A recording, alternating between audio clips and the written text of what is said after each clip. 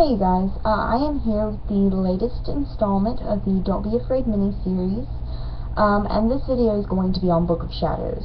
Now, the phrase Book of Shadows can be very misconstrued. It can also invoke images of the devil or images of the Book of Shadows on Hocus Pocus.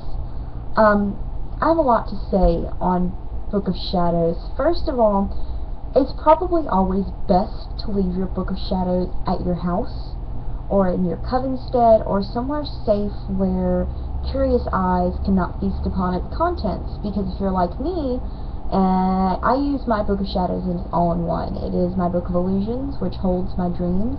It also holds any spells, rituals, herbal remedies, and also diary entries.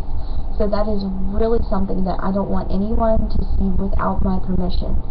So I just leave mine at home. Now, for those who are a bit more daring than I am and decide to bring theirs outside of their home, there are options to hide what it is.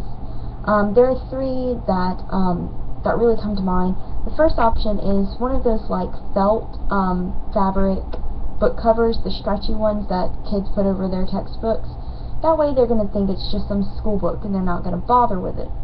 Another thing is if you can put a label that says history notes on it, or if you use an actual spiral notebook, just write history notes on it and no one is going to pick it up and look through it.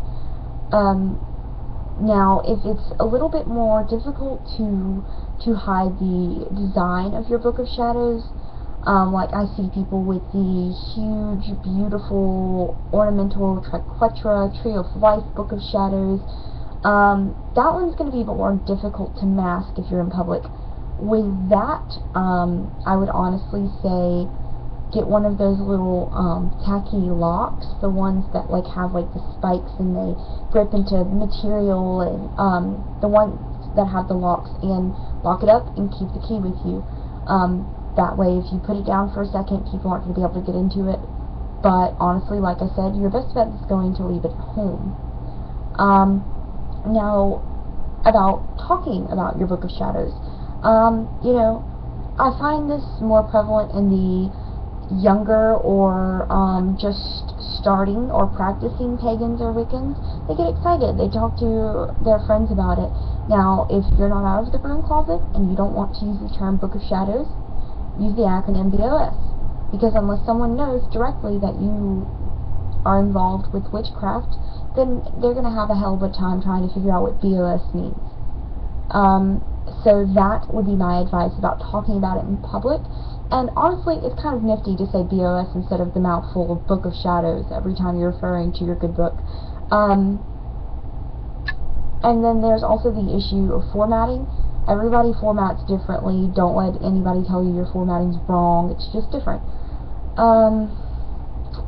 My other thoughts about Books of Shadows.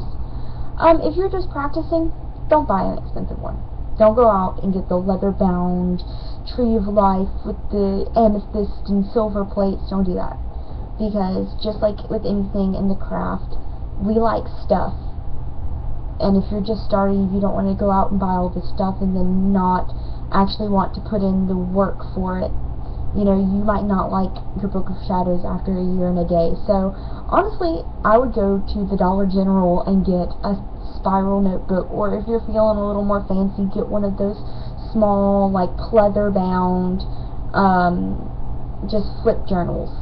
Something simple, inexpensive, and honestly, those are the easiest ones to hide what's inside of them.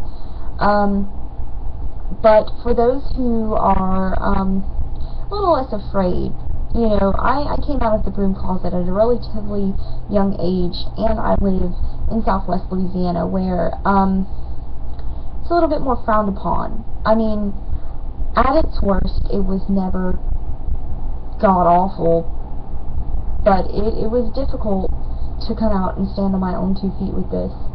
But now I don't care. I mean, I make a YouTube series. I don't care who knows that I'm Wiccan or pagan. If you are a little bit more brave, freely talk about your Book of Shadows when people ask you questions, because like I mentioned at the beginning of this video, that's a scary term. That invokes very strong images, and is often misconstrued. It's really just a fancy witch journal.